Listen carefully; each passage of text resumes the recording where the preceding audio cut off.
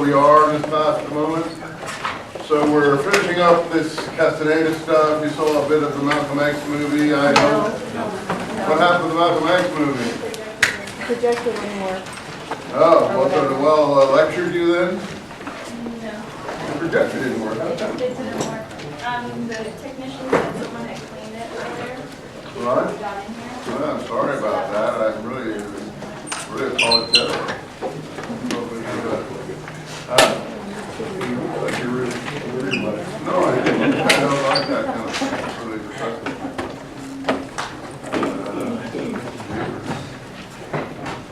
So, what did you guys do then? Nothing. You went home. And Noel couldn't teach you a great class. Where are you, Noel? You could have done something with it, no? We talked for probably 40 minutes. Oh, she plugged my for what? I don't, you could have talked about something interesting, We talked about the test. Test? Yeah. Good, I hope you did something. I don't like people to come for nothing, so it's really, I would have made some other arrangements for you. I apologize to all you folks. So it's not my habit to leave you in the lurch. The other class go okay, Noel? Did you manage to get the things in the other class? Yeah. Well, could have maybe gone to a different classroom maybe and put a projector on. I guess by the time we traced all over the campus looking for an open room, it was kind of, probably took you about 10 minutes to find out it didn't work, no? Probably, yeah. Around 15. So what happened, you sort of experimenting and nothing happened, eh? Really annoying, because that movie, Malcolm X, takes so long anyway. I thought we'd knock off an hour and a half of it or something and get moving on that. So, okay, so we're a little bit behind 8 ball on that one. So we didn't do the Malcolm X. So we're finishing this up. Next thing I want you to look at is the Bhagavad Gita. In normal language, I don't know what you'd call it, but it's the handbook supposedly of yoga. And since the Hare Krishna movement kind of spread across this country to some extent from around the late 60s onwards, and hit a peak, I think, around in the 80s, and then began to retreat somewhat because of various scandals and different things. But still, yoga is alive and well and with us, and is pretty widespread activity in various quarters across the country. So that, to my mind, is a representative text of that sort of religious activity in the United States. If you know something about the way airports used to be, you guys are probably too young to remember now, but they used to give out religious texts in airports up until around 15 years ago. It's about time you guys were coming into consciousness. So you probably remember them always hitting you at airports with perfume-smelling books. Do you recall that sort of thing? But if you don't, they were giving out the Bhagavad Gita. That's what they were giving out to the various artists. Okay, so that's why we're going to look at that. And after that, I think that what we'll look at is some poems by Walt Whitman, which really have to do with American civil religion. I figured I was going to shy away from the biggies because you really can't treat the biggies in a survey class. So I'm just doing the small religious phenomena in this class. So we'll do some Walt Whitman, which I think is worthwhile. When the first exam will be, it looks like we're going to be set back a bit by all these stops and starts. So I'll keep you informed on when we're going to have an exam. When we have sufficient material to have an exam, we'll probably have one. Probably after the Bhagavad Gita, I would assume. When we finish the Bhagavad Gita, we'll probably do an examination. So you can start to program your mind a little bit in that direction. Okay? So let's look at Carlos again here. So he was telling us about brujos, and I'll try to deal diableros, female dogs, big dogs, little dogs. But the main matter here actually is that these people in the Southwest, and many of you say that you've heard of these things within traditions in your own families, really did believe in spirits, nature spirits, other kind of spirits, spirits that could turn into animals, humans, and conversions into animals and back into people again. So I think he isn't really terribly wrong here. And then he starts to go on about the different power objects and allies.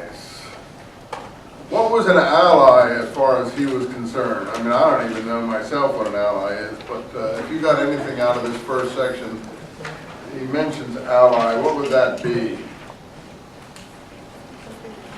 Something that helps you. What kind of thing did he cite? These kind of weird things like pinto beans, I think, and so on. Mice, pinto. I don't even know what these things are, but if you have an idea, I guess maize pinto is corn on the cob or something. But anyway, these are things that he claims they said could help. Let's look at the teachings in the first part of his book. So his notes begin, he says, in June 23rd, 1961, and he wanted to learn about peyote as he makes it straightforward. And then he describes his conversation here, and he puts it down. He's got a conversation here June 23rd, June 25th. He claims these are from his notes, and he's got one August 7th. And I don't know, then suddenly he's back to August 5th, if you notice. And the reason for that is, I think he actually writes the date down when he actually wrote it, the description of what he went through, not necessarily when the thing actually happened. It's very confusing. So in other words, he's trying to keep the order of things as they happen, but he may have written it at different dates. So he's making believe, whether you believe him or not, and I don't believe him, well, some of the time. I think he's a liar. This is my own personal view that he's a liar. He just seems like a liar to me. And maybe he's an honest man, and I'm the liar. I mean, God, I could be Dan Rather, you know.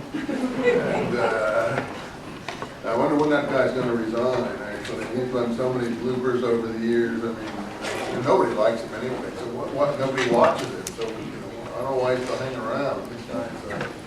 They used to have this book they wrote over at USC called the Peter Principle, meaning that guy that invented this principle is a guy called Peter, and he thinks that mediocre people rise actually to where the highest that they can get to, and then they just stay there and sit there, stopping everyone else from rising above them, but they never can rise any higher than that particular point. I mean, I don't know what the issue he was making, but Dan rather strike me as one of those people who's about where he ever would be able to higher than he should have ever gotten in life.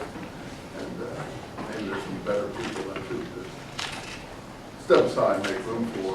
Because anybody, fifth grader could have probably seen that was a you know, what someone called a Mickey Finn. I probably don't use this expression anymore. I heard someone on television last night use it. Would you teach me about peyote, Don Juan? Why would you like to undertake such learning? This is supposed to be the conversation that took place. As you can see, it is probably a recreation after the fact. He didn't have a tape recorder on, so really he is recreating this in his own pathetic English style. But he gets it, you know, he makes it a dialogue, and it does come slowly. If you can get over this, and maybe it doesn't bother you. Maybe you feel this is normal conversation and it doesn't annoy you. I mean, I'm used to reading Hemingway and people like that, and he has a much more interesting style. I mean, I've ever read Hemingway's conversations in fiction. I mean, that really is boom, boom, boom, boom, boom. The guy really has honed his presentation of conversation down to an art, and that really is impressive. But this is like a second-grade comparison to that. So, but I'm sure this guy made as much money as Hemingway, so we don't want to knock him too much. I really would like to know. It's not just to want to know a good reason. No, you must search your heart and find out why a young man like you want to undertake such a task of learning. Why did you learn, Don Juan? Why do you, in this conversation, really? Why do you ask them, hey, we both have the same reasons? No, I doubt that. I'm an Indian. We don't have the same path. All right, now he's getting into it. I want to learn about just to know, but I assure you, Don Juan, my intentions are not bad. I believe you, I smoked you. Okay, so now Don Juan is getting down to the point. He intuits that this person is got authentic reasons. What? It doesn't matter, I know your intentions. Will you teach me? No. It's because I'm not an Indian? No. It's because you don't know your heart. What's important is that you know exactly what you want to involve yourself, why you want to involve yourself. Learning about Mescalito is most Mescalito. That is his name for this phenomenon. So he's showing a kind of insider knowledge here, that they didn't call it the way he's calling it, peyote. They call it Mescalito. And as we will move along here, you will see that it is a kind of what? It's a personification. And so it's, to them it's like a being, a spirit, a being, a person, some kind of entity that they encounter. Does this sound authentic to you? Yeah, I think it rings. I think it rings like he's finally moving into something here. They say, well, how do you know? Well, just like he said, I smoked it, or it appears that way. It's intuitive. Maybe it isn't. He says, virtue implies you should have a pure heart. That's something maybe that would be important in any religious endeavor. So they're taking this as a religious endeavor. This is not just, oh, let's go out and have a party tonight. It's not George Bush in the Air Force or something like that. This is really, or Bill Clinton in the White House cloakroom or something. This is, I want to make it equal, you know. I don't want to criticize one party against the other. But this is really serious religious stuff, theoretically. That's how it's presented. And that's how we want you to approach it. Don Juan, I must say, is a serious teacher, and he doesn't want people to dabble with this stuff. This is not for the weekend, a retreat down in Cancun or spring break along the Florida coast or something. This is supposed to be something that people approach in a serious manner with a proper purity of conscience, if you like, concentration. So to start with, in this first exercise, June 25th, you see this is not probably any different day. This is still the same day, but he writes it on a different day. That's why he's got these dates here. It's very confusing. What's he doing here? He's looking for a what? A spot. And I think that's probably impressive activity. Because really, I think we can all realize there is no spot as such. I mean, there is a spot according to the way they're seeing things. But there is a place in this area where they're confined, a location where they feel something is focused. So to find this thing, and basically as you move through it, is to focus yourself, which is what he asked them to do in the first book. I was asked to give a lecture a couple of years back up in Washington State to a group called the Ramtha School of Enlightenment, which were a bunch of channelers. It doesn't mean they didn't swim the English Channel or something. Their leader was supposed to be a channel to some spiritual enlightenment that came from some god that she had intuited called Ramsdale or something like that. Anyway, she had all these followers from all over the world. It was quite a big retreat from people from Switzerland, you know, Bangladesh, a lot of European countries. It must have been about 1,500 people. This thing followed Scandinavian countries, as I said. And one of the things that they were doing, you know, it's pretty childish because it rains a lot in Washington State.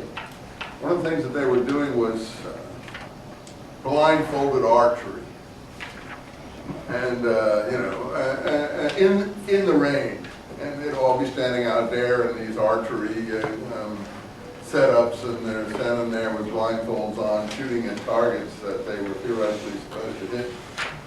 And it's a similar kind of thing, I think, to find a groove, to find a channel, to find a spot.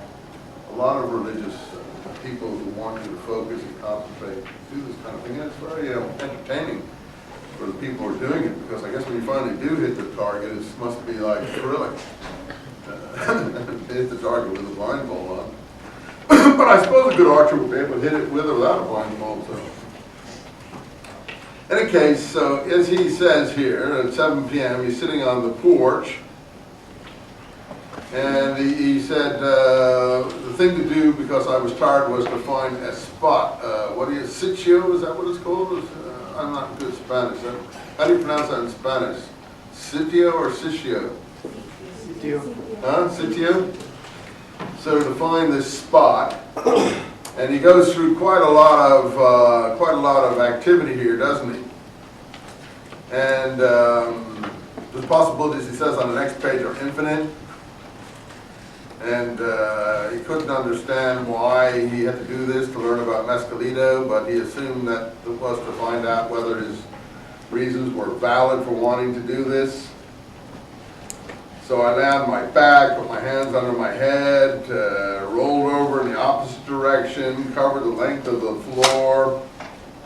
At one point it says here he's quite big on urination in this book, because at the end of this thing the dogs are going to urinate on him and he's going to urinate on the dogs and all kinds of different things like that, which are, I think, bound to impress those of us who don't usually urinate on dogs or vice versa.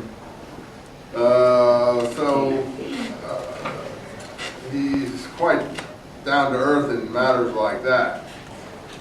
It was 2 o'clock in the morning.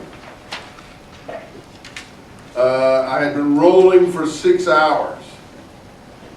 Don Juan came back, went around the house to the chaparral. Where's this house? Any idea? Is this New Mexico or Arizona, or is this already down in Mexico? He's still in Arizona, is he? I mean, I don't know what this chaparral looks like out there, but is there a chaparral out behind shacks and things in Arizona?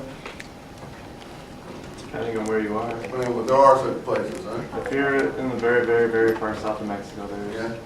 or not Mexico, but sorry, Arizona. Towards the border. Yeah, if you're towards the border, then No Nogales and place like that? there's some stuff down there if you go south. Yeah, so you could go out of a cabin and be walking around in the chaparral, huh? A chaparral wouldn't be in the mountains or something, you know, or the hills. It'd be sort of flatlands, I guess, huh? A little bit of both. Yeah. You can find both places. So anyway, it's kind of you know, vivid here. So he laughed when I said I wasn't getting anywhere, and he said it didn't surprise him. I had not been using my eyes. He argued that one can feel with the eyes when the eyes are not looking right into things. So, you know, he said, you use my eyes. I rolled some more. And finally I began to focus on a point, and suddenly in my field of vision I saw a brilliantly colored with a homogeneous greenish yellow. So he does start to hallucinate or see lights or something. And you know, when people, all saints, all mystics, all people looking for visionary experience, when they start to getting this kind of thing, if they do in fact get it, it's always usually described in terms of light. Not just that you're enlightened, but that you're seeing light or something. So maybe, who knows if this is a real phenomenon or an imaginary one. But he claims he sees a homogeneous greenish light. The effect was darkling, page 5. I kept my eyes fixed on that point in front of me, crawled sideways on my stomach, 1 foot at a time. Suddenly at a point near the middle of the floor, I became aware of another change in view. So he's really getting it, isn't he? You really believe he rolled around for 6 hours? Huh? He might have. How many think he did? How many think he didn't? Yeah, so it's a toss-up here with this jury. Maybe he rolled around for 1 hour or 2 hours. I can't picture this guy rolling around for 6 hours, but you never know. Because he's way beyond 6 hours now. It's getting towards 8 hours, I would think, by what he's going through here. Maybe out of pure exhaustion he began to see lights. I don't know. Don Juan still sat by me patiently. I had a metallic taste in my mouth. I felt the headache. I was about to get sick. Don Juan saw my frustration. He was, he gets up, gets down, and metamorphosized in the bottom of that page with another steady U, different from the other one. I took my shoes off, marked the spot, kept rolling. No other change of coloration took place. I came back to the one marked by my shoe, 5 to 6 feet away from the spot marked by my jacket. I tried another spot, and then at this new spot, he felt a really weird fear, apprehension, something actually pushing on my stomach. And my fright increased, and he gave it one last try. He went to where he had marked his jacket. My breathing accelerated. My stomach was upset. I felt a panic. And I crawled back to the other spot. And then I heard Don Juan say, "You have found the spot." I didn't understand, but he assured me again that where I had fallen asleep, I guess he fell asleep at some point here, that was the spot in question. And I said I didn't notice any difference between the different spots, but he said that was the spot. Only a fool could fail to see it. I asked him if each, of the 2 spots had a special name. He said, yeah. The good one was called sitio, the bad one, the enemy. So one spot he felt all kinds of apprehension, fear, and the other spot he could actually go to sleep in. So for Don Juan, that made it, this is where he felt comfortable. And this is where the key to a man or a woman, if you like, well-being, and for the person pursuing knowledge. He said, I had replenished my energy, which I had spent lavishly all night, by taking a nap on my spot. He said the colors I had seen in association with each specific spot had the same overall effect of giving strength, or, if you like, taking it away. So Don Juan finally concludes at the end of that page 8, you asked me to teach you about mescalita. I wanted you to find out if you had enough backbone to meet mescalita face to face. You can't play with this guy. You must have command of your being, your resources. Now I know I can take your desire as strong enough to indicate you are potential learner. You're going to do that? You're going to teach me about peyote? I want you to call him mescalita. I call him that. You do the same. Oh, when are we going to start? When are we going to start? You have to wait till you're ready. I think I'm ready. No, you have to be prepared. You have to wait. You may give up the whole idea. Mescalita requires serious attention. So this is a really serious, how should we call it? Just like yoga, just like any adept, just like Sufism, going to a teacher, just like Kabbalah, if you like, whatever the latest rage for mystic teaching is. You know, the teacher rejects you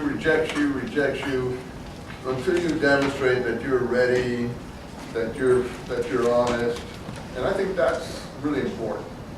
It gets rid of the frat dicks, pardon that expression, the people who just want to, you know, yuck it up for a weekend and stuff like that. The people, you know, back in the 60s and so on, primarily the 60s, early 70s, before Nixon and everyone put a lid on everything. You know, people were falling off roofs and stuff like that. You know, they were just doing this for pleasure. They thought that this kind of thing was fun.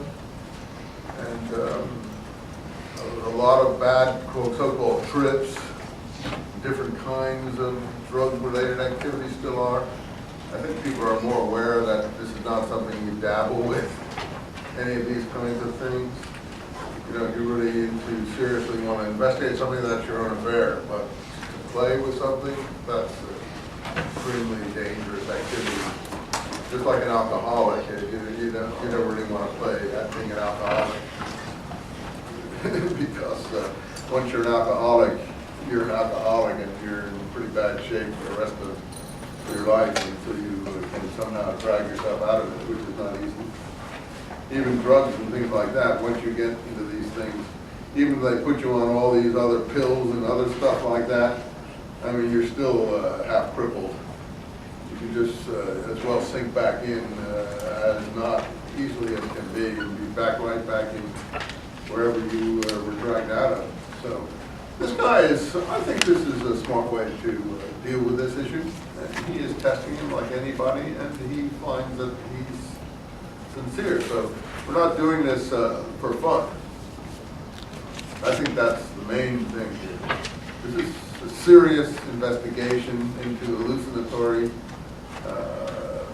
inducement consciousness. And it's not an investigation for party time. So I think people say, why are you looking at this? You can tell them that reason. This is guys, these people are serious. And they're not trying to have fun. And they're trying to investigate the thing. So I'm happy that he did this because it is interesting to see what he discovered, if in fact we did. All right, so we're in 2. We're in later that summer.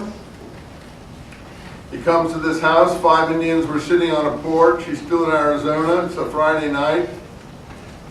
Don Juan signals him to follow. There's an old pickup truck there. And Don Juan said he had 7 mescalitos for him. I don't know what they did in the meantime between June and August. Because Don Juan said he still wanted him to be serious, right? What are 7 mescalitos? 7 of these, whatever they are, these little pods of squishy stuff that they get off of a plant somewhere. We're going to end this whole thing by going on a search for these things. I think that's the actual high point of this presentation, by the way. And that's as far as you really need to read. How many got that far? It's pretty interesting, isn't it, the search in the night? You know?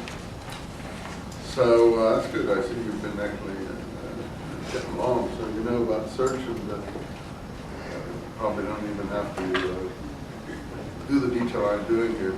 But anyway, just for fun, let's go over it together. It doesn't hurt.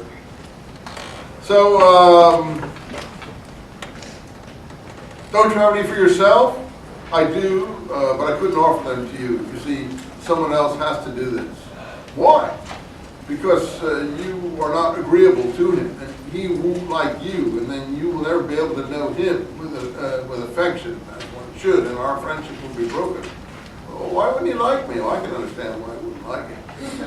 I've never done anything to him. It's not a matter of that. You don't have to do anything if you like or dislike. You know, it's like, I used to look at Kerry, the guy puts me off for some reason. You know, it's just something I don't like. He may be a great guy and a perfectly good president, sometimes about the way he presents himself. I don't know like the other guy either, so I'm not trying to get one over the other. You must excuse me. But there's some people, you know, you just take a dislike to, or you just don't see anything to like in them. I mean, it may be me. You may feel, oh, Eisenman is someone I don't like. I understand that, and vice versa. But, you know, people have something sympathetic or they don't. And it's nothing you can write down. I mean, whatever Clinton had, people liked him in some weird way. He had a certain charm, you know, that inevitably, some people probably were put off by that, but I think most people found him likable fellow, something really Reagan was like that too, and these are people we all know, so that's why we're using them as examples. Johnson, if you remember him, Lyndon Johnson and Nixon, they weren't likable people. I mean, nobody liked them. Those are people from different parties, so we're not favoring one party over the other. Some people just are likable, and some people are not likable. Dan Rather, like, he's not someone that you really feel any warmth towards, and yet, who's that guy that does Monday Night Football, the guy that owns all the bars, the fat, huh? Madden? Yeah, Madden. People just like it. It's not something there that you can dislike. Yet if you, Deion Sanders or somebody, it gets on your nerves, whatever your racial background is. He's a big showboat. He's always, dancing around or doing something stupid. So, you finally end up being put off by him. I don't care what your ethnic background is. Whereas someone like Magic Johnson, you're kind of drawn to. I think this is universal. Am I wrong there? I think there's those examples I cited are pretty obvious ones. So maybe we've been conned, but take someone like Magic Johnson. I don't think he's conning on anyone, or Michael Jordan. They're not conning. They just aren't like it. You're drawn to them. I'll leave Kobe out to lunch at the moment as far as this issue goes on him. Shaq I really liked. I'm really peeved that they let him go to Miami. We're all much poorer for that, I can tell you that. This town is going to be really sad come basketball season. We were lucky, man. We've been spoiled. We've had so many great personalities here to have fun with and so on, and now we got nothing. Somebody really screwed the pooch on that one, let me tell you. Okay, so that's about being likable. I think that was a good explanation of being likable. And then you'll be able to know him. So if I were Mescalito, I'd steer clear of this guy, whatever I did. So he either takes you or throws you away. No, that's good. So there's some woman here who was yelling at a dog. The room was large. One of the men suddenly got up and went into another room. He was 50s, dark, tall. He came back with a coffee jar, and there were these little things in there, 7 odd-looking items. They varied in size and constituency. I mean, there's no point in my telling you what they are. He writes it better than me. They were round, some others elongated. They felt like the pulp of walnuts or the surface of cork, brownish color. They looked like dried nutshells. These is to be chewed, Don Juan said in a whisper. This guy's getting really excited here. I'll go to the bathroom, he said. That's the author. So anyway, he talks about this toilet, of course. He's really big on toilets, this guy. And the woman says, "You're from South America." He's not. This guy is originally born in some country in South America. What country is he from? I forgot. Remember? Bolivia or someplace like that? Somewhere in Colombia, I think. Is there any mezcal there? I said I'd never heard of it.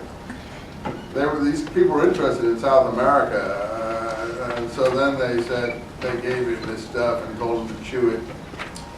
So he took one, put it in his mouth, it had a stale taste. I bit it in two, started to chew, saw a strong pungent bitterness. My whole mouth was numb, increased. I kept on chewing, an incredible flow of saliva came. My gums felt as if I'd eaten salty, dry meat or fish. After a while, I chewed the other piece, and I was totally numb. It was like you went to the dentist and got a shot of Novocaine or something, I guess. I couldn't feel the bitterness anymore, and it was a bunch of shreds. The fibrous part of an orange or sugar cane. I spat out all that. Then they brought me a bottle of tequila, and this is like, party time with a vengeance, if you like. They use this to wash it down, apparently. And so he spat out the shreds of the first button, and he gave me a piece of dried apricot, and Bottle went around again. And this pattern was repeated 6 times. And then I couldn't speak. I realized I tried to speak and I couldn't speak, he said. So he claims he's remembering all this. He's not writing this at the time, right? So he claims that he can remember all this. I sat my back against the wall. I thought they were talking in Italian. I thought it was a coherent topic. They seem to be talking about something. And he talks about wanting to throw up. And he brings him a little cup, drinking. The water looks strange, shiny, glossy, like a thick varnish, page 13. And he's totally confused, couldn't speak. Ever in that situation where you're in a dream, you're trying to speak but you can't, or something horrible's happening to you, you're so frightened that you want to cry out. That's the state he says he is in. And then he sees, after he drinks again, in his field of vision, a circular area in front of my eyes, bottom of 13. And I turned my head slowly to the right, and following the wall, I saw Don Juan. And I raised my head slightly, I saw a medium-sized black dog. Here, these dog visions, these, what were they called originally, these visions of these creatures? The beginning, were they brujos, or were they what was the bad spirit thing? Brujos, were they? Diablero. Oh, Diableros, yeah, okay, thanks. Yeah, good. This is like a Diablero vision now. This is where they obviously, so I think this is true. I think this is where they get this spirit. In these trances or hallucinatory things that they go into, these kind of creatures do seem to appear to them. Just like a bad dream, perhaps. And I saw him coming to the water, because this turns out to be a real dog in the end, according to what Don Juan tells me. This is the little dog, but it's become a monster in his view. And he couldn't push him away, and I focused on the dog, and the water was now, all this liquidy stuff was a shine. See, I think this whole thing about, as I told you, Cocopelli and so on, this is, I think, where this Cocopelli stuff comes from, these kind of hallucinatory experiences stored up over generations and then turned into a story about a nature spirit or something. Because you see, he's feeling all this weird, liquidy, visionary stuff. So this liquid, again, I missed the shiny, viscous liquid. I saw it going down the dog's throat, flowing evenly through his entire length, shooting out each of his hairs. So the dog is shooting out this shining, liquidy stuff. He describes it well, iridescent fluid, traveling along the length of each individual hair. And I had the sense of intense convulsions, and I was in a tunnel. And I had forgotten all about the dog. My clothes were soaked in sticky liquid. And rolled around, and then I saw the dog again, and he was iridescent. Finally, I got to the water, sank my face in the pan, drank with him. And until I was all afire, all aglow. Well, this is his first vision, isn't it? What do you think? It's pretty good, description of it. I mean, okay, say, hey, I want to do that. So people say, hey, look, Eisenman, you're propagating it. Well, I don't know. I don't think it's something that I immediately jump and say, oh, I want to do that. I mean, I don't really feel like having the dog pee all over me and stuff like that. Honestly, you know, I don't want to get into the dog's bowl with him and start licking up his liquid. He'll urinate on me and I urinate on him. So I don't think that this is something that is being promoted as something that's going to, you know, hook you or attract you to the point that you're dying to get involved. So I think it's enough to read about his experience. I don't think we're in bad situation vis-a-vis criticism of reading this kind of stuff in the classroom. I don't think we're making it such that people couldn't possibly not want to do this. I think in many ways you say, well, I really don't want to get into that too much. I mean, these guys are vomiting, barfing, and every other damn thing, you know, endless amounts of time. My feeling is it's not something that, I'm glad that he did it, and he can explain it to me, and if it's all true here, that's good enough for me. Maybe not for you, but that's for you to decide. It's not my intent to try to promote this. I was all aglow. I drank till the fluid went out of my body through each pore, projected out like fibers of silk. Pretty good description. I too acquired long-lusted, iridescent mane. I looked at the dog, and his mane was like mine. And we played, wrestled, we took turns manipulating each other. Oh God, I don't know what they're doing there. It sounds like there's some sexual activity going on between him and the dog there, but I don't want to press that point. You decide that for yourself. And suddenly everything was unbearably funny. You know, people, one indication of people who are on pot or that kind of stuff are giggling. I always find everything funny when nothing's very funny at all. They're always sort of giggling like little children, so you kind of get tired of them. I remember when the Beatles were really big, they brought their teacher to America. It was called the Maharishi Mahesh Yogi, something like that. And the thing, you always see this guy, and he was giggling. And, you know, you really sort of said, this guy's a total ass. I mean, total idiot. You really, people think that they're being attractive when they're doing this, that you like them, but in fact you don't. And they're not being attractive. And that's one of the problems with people who get into different things. They think they're in a wonderful state, and the people who see them think they're in a perfectly horrendous state. So it isn't really helping a heck of a lot if you're doing it for a personal relation with others, that a lot of people think that that's what they're doing it for.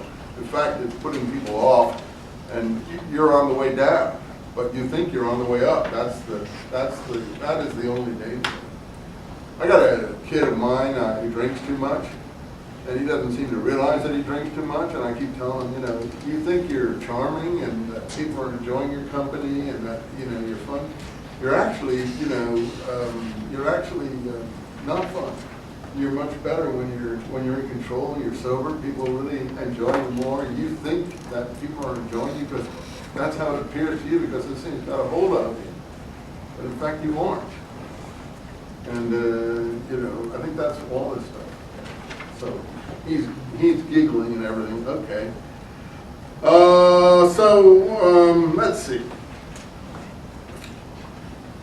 We took turns. Let's see. He was impish. The action was utterly unbearably funny. This euphoria possessed me. I laughed until it was impossible to breathe. And then finally, the world became clear. He opened his eyes. My field of vision came around. I was aware of my thoughts.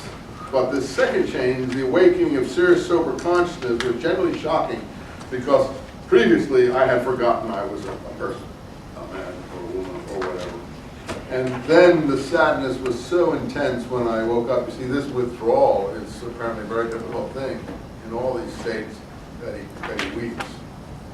Which is why I guess people start getting into these states, they don't want to ever let them go, and then they're useless after that, aren't they? I mean, as far as productive human beings who can survive in a society, if you're going to deal with Al-Qaeda or someone who wants to saw your head off, you're not going to be in a very good shape to deal with the situation if you're in one of these states of being. I mean, once you're captured, okay, but if you want to try to survive in this world where people are like that, trying to do things to you that, you know, you need your defense mechanism to survive, this state isn't going to do anything for you. So I think that's the real world out there. You've got to have your head about you to survive in any real way. So he weeps when he comes back in. So that's why these people who get into this, in the end, don't ever want to come out. But of course, someone else is going to take care of them after that. So they become a burden on everybody else. Anyway, he woke up, it's dark, Don Juan covers him. I was very hungry. And he asked how I did. I think you were fine. You see, you met him. You see, sometimes he's playful, like a child, like Cocopelli, let's say, and other times he's terrible, fearsome, frolics, or dead serious. He played with you. You played with him. You're the only person I know who had such an encounter. You know, again, I'm not sure of that either. He's such a wonderful person that he had this great encounter. You're not an Indian. It's hard for me to figure out. I don't think all these people are really Indians completely either. They're probably seem to be a mixed background, it seems. Anyway, Castaneda is not supposed to be of that background. He frolics. He makes people laugh. But I've never seen him play with anyone. So he said, don't you ever name him that way. You haven't seen enough of him yet to know him. How does Mescalito protect people? He advises. Is he real? As something you can see? Is that Mescalito? Didn't you see him last night? I said, I want to say I saw only a dog. You mean that was him? He looked with contempt at me. There's some Spanish here, to a mama or something like that. Don't tell me if you believe it with your mama. And some other sort of curse word here in Spanish. You guys who speak Spanish, this chingada, what does that mean? What? It's like the F word. Yes. Oh, okay, thank you very much. I got it, okay, I always forget, and I have to be reminded. Thanks for explaining these things. Okay, August 6th. We're going to go slow here. Next time we'll finish this up with the tramp through the berry picking expedition, okay? And that'll be all we'll do with this book. And then you should be going ahead and reading the Bhagavad Gita. So they talked some more about this. He said, I knew I had been taken. I couldn't remember anything. He said, you puked around 30 times. So this is the thing that you have to look forward to. Don Juan corrected, no, it's only about 10 times. You were stiff, you were having convulsions. You tried to talk, your head was on the floor. You shivered and whined for hours. Then I heard you scream. I woke you up, I saw you leaping in the air screaming. You made a dash for the water, knocked the pan over, you began to swim in the puddle. Then you took off all your clothes.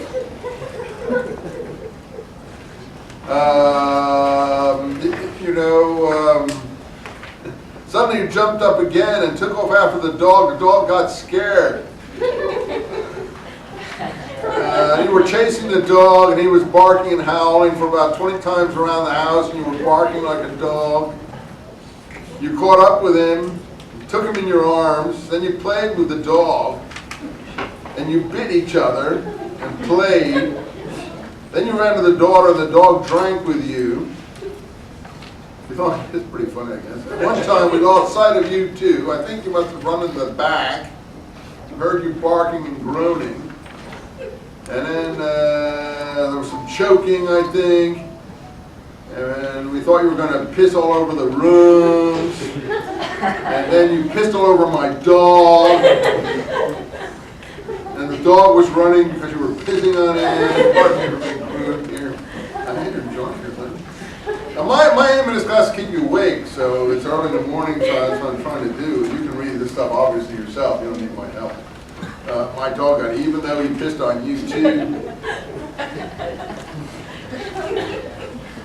That's why this book was sold, because it was entertaining. Is this really true? Is this what really happened? I swear my dog really did piss on you. But it was not a dog. How many times I've got to tell you that was not the dog. That was Mescalito who played with you. And did you know it was happening before I told you about it? No, I didn't remember. I suspected something. Did the dog really play with me?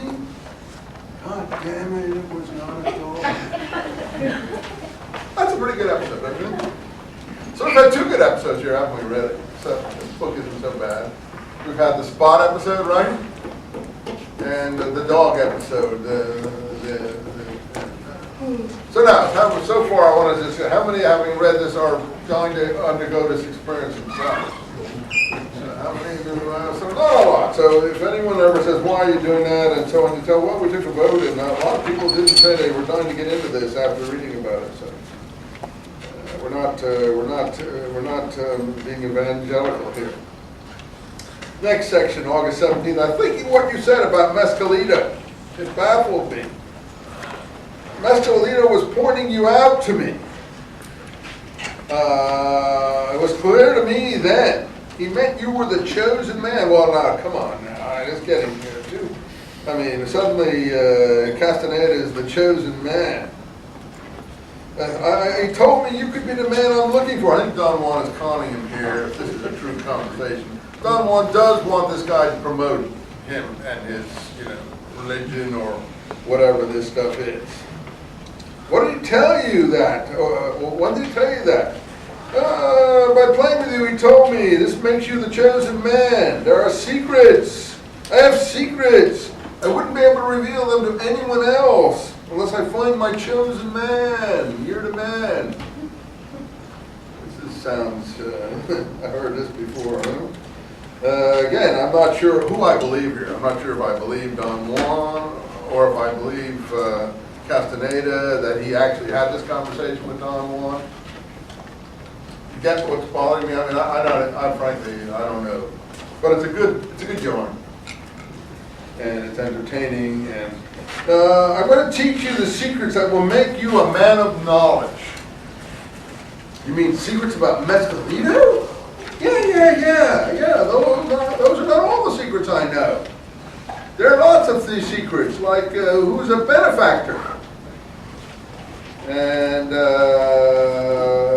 I had a teacher too, a benefactor. And so he offered to teach me this knowledge. I'm just picking it out here. I talked for a long time. They said, it's all very easy.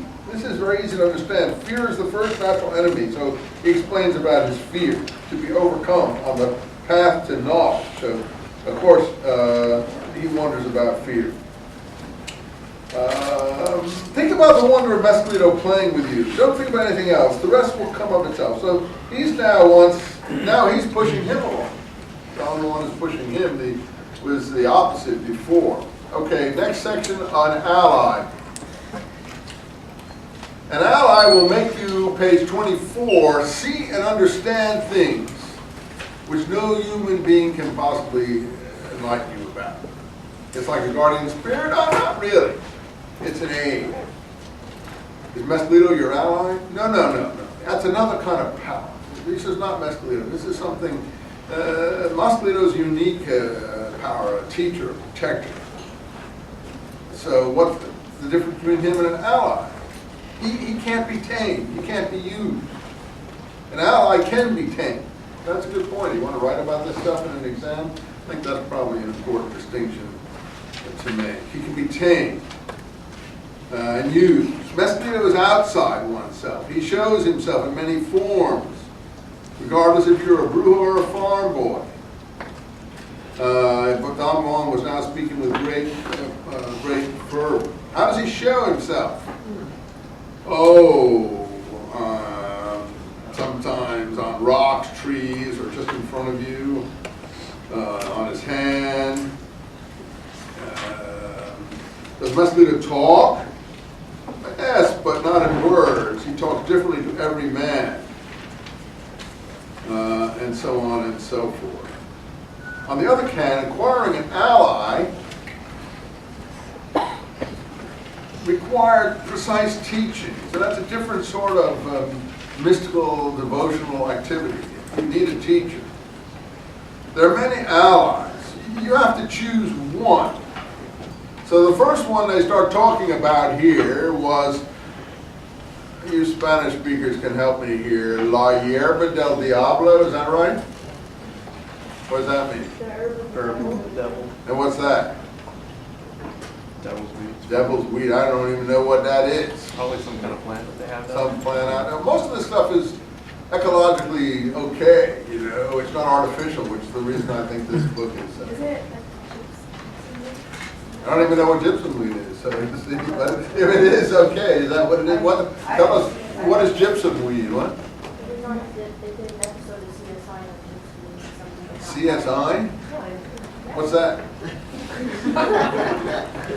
Is that something about Miami Vice or something? CSI Miami? No? What is CSI? What? The crime scene investigator. Oh, okay. Hey, God, you're showing a generational gap here I now. know that it's something that we take or like, I don't, Indians use it, and if you, You're never thinking. no, no, but I've heard that it, you know, it makes you, it gives you a really hard time, but I've also heard that if you take it wrong, Yeah. then, like, Well, that's pretty, I think that's pretty normal in these kinds of things, I guess, but he doesn't think it's as bad as Mescalito. Humido is the next one. His own ally was in the humido. This is like the Indian peace pipe, I guess, the little smoke. Now, I don't know what they're smoking. Are they smoking the devil's weed? Anyone, or is it some other substance? Mushrooms. Mushrooms are smoking? What, crushed mushrooms? I think it's like dried mushrooms. Dried mushrooms, they just stick them in the pipe There's other herbs and stuff in and there. they sort of grind them up like in a little sort of thing and It's like put a them in powder your mouth. form. Yeah, okay. I don't smoke much anyway, so I don't know how it works, but. Anyway, so they got two here. An ally is power capable of carrying a man beyond the boundaries of himself. Nowadays, we would add women here. So Mescalino doesn't take you out of the boundaries? Doesn't that make him an ally? No, Mescalino takes you out of yourself to teach you. An ally takes you out to give you power. Now, I'm confused here. Do you see the difference? Anyone can explain this better to me? Who feels up on this stuff? Or we'll just stick with this? Okay, well, the ally, if you can understand that, takes you out of yourself to give you power, like Jesus in the scripture. He's walking around and he touches someone, and the evil spirit goes out of them. He touches someone else, and she stops bleeding for 10 years. Or he touches someone else, and she's cured of some paralytic disease. Or he touches someone else, and they're raised from the dead. These are all, you have to forgive me, I'm not a believer in anything. I have to apologize to you guys. Even though I'm in the religious studies department, I've become a total cynic. To me, these stories are just like these stories here. They come out of the same consciousness of a society that actually credited this kind of possibility. And you'll have to decide for yourself how you, I know that when you get close to people's real beliefs, they get angry. So don't get angry. I'm not trying to make you hostile. You see, we always like our own belief, as I said, but we don't like anyone else's. And seeing the Muslims are like that, and then they're lopping off people's heads, you know. It puts it to an extreme. They like their own beliefs, but they don't like yours and so on. And it's every religion, but honestly, you see, when you're talking about these things that give you power, that's how Jesus is presented in the scriptures, as someone who has, and it says, and the power went out of him. You remember those kind of passages in the Gospels? So he's presented as one of these individuals who's got the power, right? What the Indians actually would call a medicine man. Later, the scripture goes further. He's a son of God. He goes up to heaven. He disappears. He's going to come back. He hasn't come yet, but a lot of people are waiting for the rapture and been waiting for 2,000 years for this return and so on. And they're convinced that this is going to happen. That's fair enough. But it's very similar to this. You have to appreciate that. You may say, no, these are pagans. I'm not a pagan. I'm a believer. Well, that's a definition. You think, again, that you're better than them. And they may think that you're doing the same thing they're doing. But one thing is similar, this idea that there's power, that these power people are objects to death. Would you agree with that? Similar. Think about that, because I think you'll see that it is very, very similar. If you don't agree it's the same thing, that's for you to decide. So these objects give you power, but Mescalito doesn't give you power. Jesus, by the way, is presented in Scripture both as having power, right, and being a teacher. So he's a double whammy, but he's both these things in effect. You say, well, he's nothing like this. Yeah, but we don't even know that those pictures are accurate, so they're supposed to be. But if you take Mel Gibson as an example, I think maybe I'd start running to the nearest bomb shelter, because I'm sure nothing bloody like that ever occurred. So knowing Palestinian history as I do and reading all the contemporary reports, there's no such bloody event of that kind. And that's only in someone's excruciating representation of what they thought might have happened, based on medieval saints' visions, which is pretty pathetic. maybe inspiring, but it ain't history, that's for sure. And here, that's all I would say about that movie. It may be inspiring, but it's not history. Here too, again, you have this double whammy, power and teaching. So that's, I guess, what we do get in our scriptural presentation of our Saviors. So, Don Juan spoke with deep fervor. Mescalino is the teacher of the proper way to live. I asked him, how did he teach the proper, well, that's how the scripture presents their teacher. He teaches the proper way to live, how you should live. That's what Mescalino does for these people. How does he do it? Oh, well, he shows it in rocks and so on. Is it a picture? No, it's a teaching.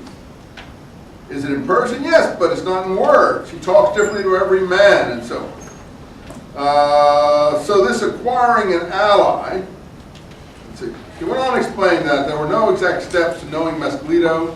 No one could teach about him except Mescalino himself. It's like you go to find Jesus, no one can teach you about Jesus except Jesus himself and so on. On the other hand, the acquiring of an ally required, Don Juan said, the most precise teaching. And so on and so forth. Okay, we went over that. So now, I doubled that because of my little excursus, which I shouldn't do. But sometimes I feel I have to point out these parallels. Chapter 3, August 23rd, 1961, The Devil's Weed. Gibson, he says that's called. Was my benefactor's ally. What does it mean, my benefactor's ally? Who's his benefactor? The guy who taught him. Don Juan's teacher. Yeah, Don Juan's teacher. It could have been mine too, but I didn't like her. So Don Juan doesn't like devil's weed. But he knows about it, so he tells her about it. She has a serious drawback. It's inferior to the other powers. Don't get me wrong, she's as powerful as the rest, but I just don't like her. She distorts me. She makes me weak. The devil weed has 4 heads, the root, the stem, flowers, seeds, each of them different. And you can read that for yourself. So that's all 2 kinds of devil's weed there, and I think there's more information on that. I have a note in page 76 to 77. So you can read that yourself. I don't want to get all into all this stuff. The next one here are what? 2 datura plants. What are datura plants? I haven't got a clue. Even I've read this several times, I still have no idea what he's talking about. But in any case, they have some sticks that they dig with here. It's 4 inches of big, tuberous, forked root, who's contrasted markedly with the width of the stem. And they loosen the dirt around the 2 diverging, so it's a root of some kind, right? Is that the devil's weed, or is that something else? Does that come from the datura plant? How many figured this out? Anyone can tell me? Well, you read this and figure it out, okay? So that's beyond our class. Then when you want to write about this, you can entertain Noel with your great knowledge. So I don't know if the datura plant is the same as the devil's weed, but he explains how to do it here. So then he goes on more about the devil's weed on page 31. Page 32, still about that. Apparently he gets on well, Castaneda gets on well with the devil's weed, whatever that is. He brought with him a medium-sized kettle with boiling yellowish water, and he emptied the top, preserving the silt, and poured the boiling water on the silt, and so on. When he returned hours later, it was dark, and on the bottom there was a gummy substance, and so on. He emptied the contents into an old clay mug, took a sip, and said, "Drink it now." I did so, drinking all the water, and it smelled like cockroaches. And immediately I began to sweat. I got very warm. Blood rushed me. I saw a red spot in front of my eyes. The muscles of my stomach began to contract. And he now starts to explain to you this vision he gets was all red and black spots. And more again, that he is afraid again. All I was seeing was a huge red spot in front of my eyes. Can you explain to me, you guys who've read this more recently than I, because this is a pretty long vision here, what's he taking here? Is this the devil's weed? Huh? The Torah? It must be the same. Go ahead. Yeah, it's the same. It's the devil's weed. So they're both the same. Diluted into like a tea kind of. Okay, so before we go, we got a couple more minutes here before we turn off the day here. Can you tell us what this vision is about that you're dealing with? Seems to understand what's happening here. Basically, Rohan makes him take the tea to see if the devil's weed will like him and if he'll be able to continue his teaching. And it does? And it does, because the black spots end up being good. What? The black spots vision. are Black good? spots are a good vision. And the red spots? Red is Red is red. Black spots and back. Okay, and what's the final point of all this red and black spots that he sees? Anything interesting emerge out of this? It's meant to be his ally. Huh? It's meant to be his ally. An ally. It's meant to be one that you can use. And what does it help him do? Gets There's, Give him power, power. huh? there's like 3 different ways to take the devil's weed. Yeah. So this is like the first step. He Right. ends up just passing out. And it's So just, wait, say what? he Say just that ends up passing out, falling asleep, I Yeah. think. And it just shows that, he has an aptitude for it. So it's okay. It's okay to go ahead and try the other 2. So did he do the other 2? Uh-huh. And what happens then? Then, let's see. Doesn't he make He a little flies, fire? or, no, that's the smoke. Oh, so we're gonna get into that next time he flies? No, that's the smoke, I think. Where it That's the flies. smoke? Flies in the devil. Hey, you guys are really into this. I'll let you teach me. I'll see you guys next time. Thanks a lot.